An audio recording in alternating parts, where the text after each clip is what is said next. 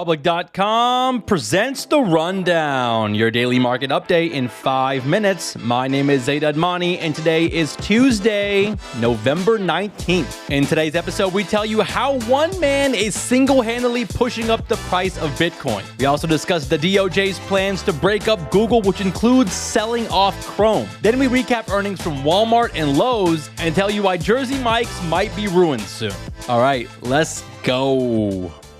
Stocks started the week off on a good note. Both the S&P and NASDAQ were in the green on Monday. The Dow, on the other hand, was in the red, but we don't care about the Dow. Now, Bitcoin also saw a nice pop yesterday, jumping above $92,000 after MicroStrategy disclosed they bought another $4.6 billion worth of Bitcoin. The company now has over $30 billion worth of Bitcoin on their balance sheet. Their CEO, Michael Saylor, is a true Bitcoin maxi, and honestly, his buying spree might be one of the things that's keeping this Bitcoin rally alive. Also, the SEC recently approved options trading for Bitcoin ETFs. These options are expected to start trading this week, so I wonder what impact that's going to have on Bitcoin moving forward. It could add further volatility to the crypto markets. Now, speaking of volatility, it looks like markets all over the world are being rocked this morning because of rising tensions between Ukraine and Russia. There are reports of potential nuclear escalation, and that has investors freaking out. Stock markets in Europe are down across the board. Some investors are running to safe haven assets like bonds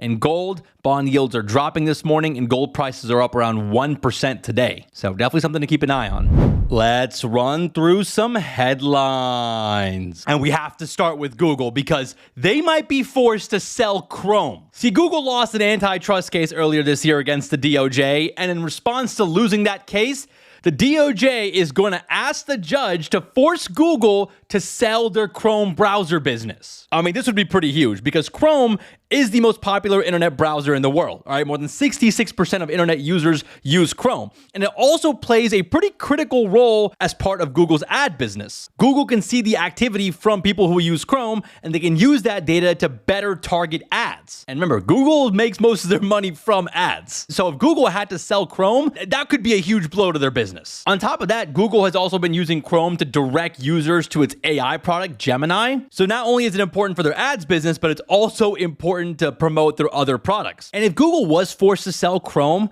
I don't really know how valuable Chrome is outside of Google. Like, web browsers don't really make much money. In fact, Firefox was relying on Google to make their money as well. So having Chrome is very advantageous for Google, but I don't know if Chrome can exist outside of Google. So we'll have to see what the judge decides to do here. But this would be a huge shakeup if it ended up going through. Let's shift gears and talk about Walmart. They just reported earnings this morning, and things are looking pretty good for Walmart right now. Walmart earnings showed signs of consumers buying more fun items instead of just the necessities. It's good to see that other categories are seeing a bump in sales outside of just cheap groceries. It could be a sign that consumers are feeling a little bit better right now. Outside of groceries, Walmart's product sales had fallen for 11 quarters in a row, but that streak was finally broken. Walmart has actually benefited from the high inflation environment over the past couple years. Consumers turn to Walmart for affordable options for groceries and other items. On top of that, their Walmart Plus service is pretty good, not gonna lie. On the earnings call, their CFO said that the holiday season is off to a good start, but he did warn that Walmart would be forced to raise prices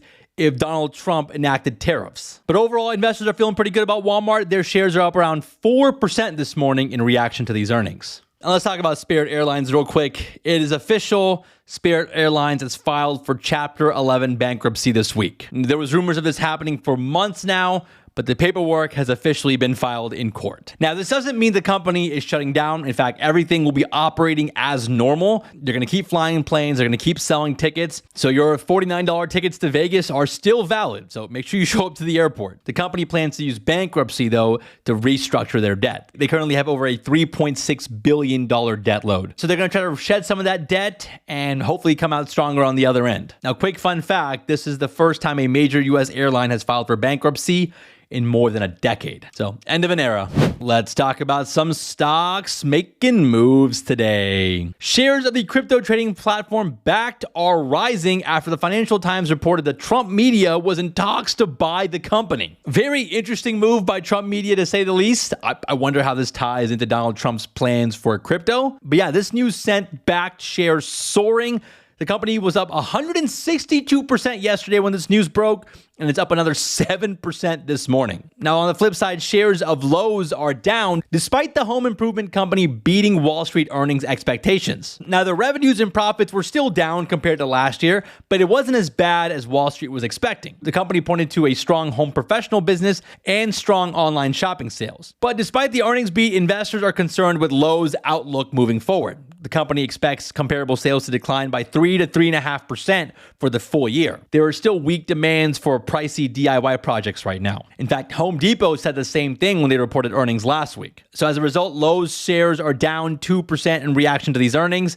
But Lowe's stock is up more than 20% for the year, outperforming their rival Home Depot. Now, I know this sounds kind of weird, and I don't really know how to describe it, but I just feel like Lowe's just doesn't have the same aura as Home Depot. You know what I mean? Maybe I'm just being crazy, but I think all my dads out there know what I'm talking about. Home Depot on a Saturday morning just hits different. Let's wrap the show with a fun fact. Jersey Mike's is being bought by giant private equity firm Blackstone, according to reporting from the Wall Street Journal. Jersey Mike's is the second largest sub-style sandwich company in the U.S. after Subway, and this deal values Jersey Mike's at around $8 billion. Now, I'll be honest with you, I've actually never had Jersey Mike's before.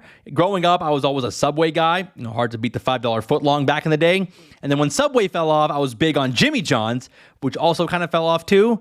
So I might need to give Jersey Mike's a shot. Now, what's interesting is that all these sub places have been taken over by private equity. Subway sold to private equity company Roark Capital for $9.6 billion last year. And then Jimmy John's was bought by Inspire Brands in 2019, also backed by private equity. And now Blackstone is buying Jersey Mike's. So yeah, I definitely need to try Jersey Mike's before the private equity people fully get their hands on it.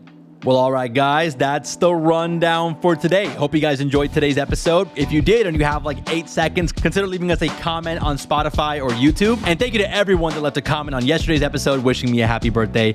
That really means a lot. Even if some of you guys were surprised to find out that I was only 33, all right? I did get a couple DMs from people thinking that I was like 38 or 41. That hurt a little bit, but I'll be okay. I might be ordering some hair dye today. Thank you guys so much for listening. Shout out to Mike and Connor for all the help behind the scenes, and we'll see you guys back here tomorrow.